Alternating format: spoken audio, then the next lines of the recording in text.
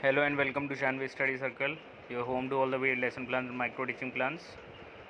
आज का हमारा विषय है अर्थशास्त्र इकोनॉमिक्स और प्रकरण है संसाधन के रूप में लोग यानी कि ह्यूमन रिसोर्स। ये हमारे लेसन प्लान का मेन पेज है जहाँ पे सबसे पहले हम एंट्रीज फिल करते हैं, जैसे कि दिनांक, कक्षा, विषय, प्रकरण, चक्र और अवधि। चक्र मतलब होता है पीरियड। फिर आते हैं सामान्य उद्देश्य जो कि हमारे विषय पर आधारित होते हैं, और फिर आते हैं विशिष्ट उद्देश्य जो कि प्रकरण पे आधारित होते हैं, जो हमारा टॉपिक होता है।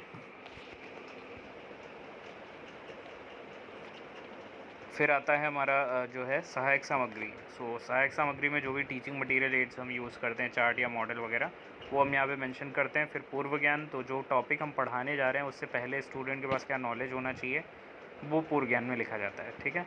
फिर प्रस्तावना प्रश्न जिन्हें इंट्रोडक्टरी क्वेश्चंस भी कहा जाता है, तो यहाँ पे दो कॉलम्स बनाते हैं हम, छात्र अध्यापक क्रिया यानी प्यूपिल टीचर एक्टिविटी, छात्र क्रिया स्टूडेंट एक्टिविटी।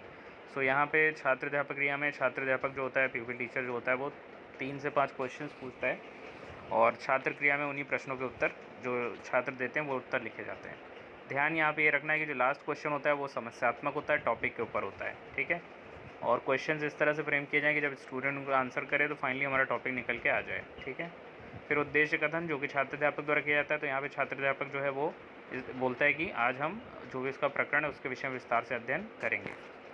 फिर प्रस्तुतिकरण का पार्ट आता है यानी प्रेजेंटेशन। यहाँ पे हम 3 कॉलम्स बनाते हैं। तो यहाँ पे जो आप देख पा रहे हैं ये वाला, यहाँ पे क्रम संख्या की जगह आप शिक्षण बिंदु लिखेंगे यानी टीचिंग पॉइंट जो होता है। तो जैसे पहला टीचिंग पॉइंट है, फिर छात्र अध्यापक क्रिया में यहाँ पे इस पर 2 विकासात्मक प्रश्न बनाए गए, फिर उसका एक्सप्लेनेशन दिया गया।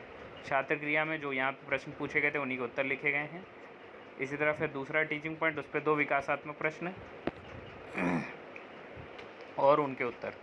ये इसके सामने का पेज है, ये दोनों पेज ये वाला और ये वाला से पेज आमने सामने रहेगा। विधि या प्रविधि में जब प्रश्नोत्तर पूछा है प्रश्नोत्तर विधि लिखेंगे, जब एक्सप्लेनेशन देंगे तो व्याख्यान विधि लिखेंगे, और श्याम पट्टकार में जो भी इंपॉर्टेंट टर्म्स या डेफिनेशन हमको लगती हैं वो हम लिखेंगे। फिर ये हमारा यहाँ पे तीसरा टीचिंग पॉइंट, इस पर भी आप देख पा रहे होंगे 2 विकासात्मक प्रश्न और उसका एक्सप्लेनेशन। ये इसके सामने का पेज, ये तीसरे पॉइंट का एक्सप्लेनेशन यहाँ पे दिया गया है, और ये इसके सामने का पेज, ठीक है।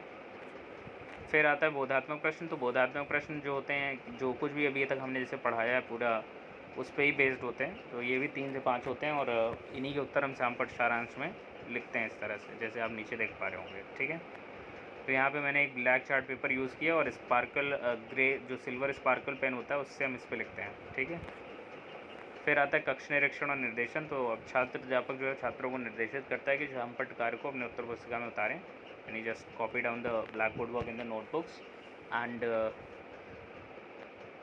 At that time he inspects the class.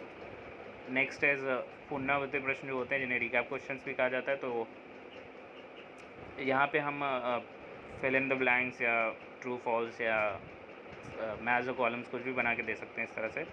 फिर आता है फाइनली हमारा जो होम असाइनमेंट होता है, गृह कार्य होता है।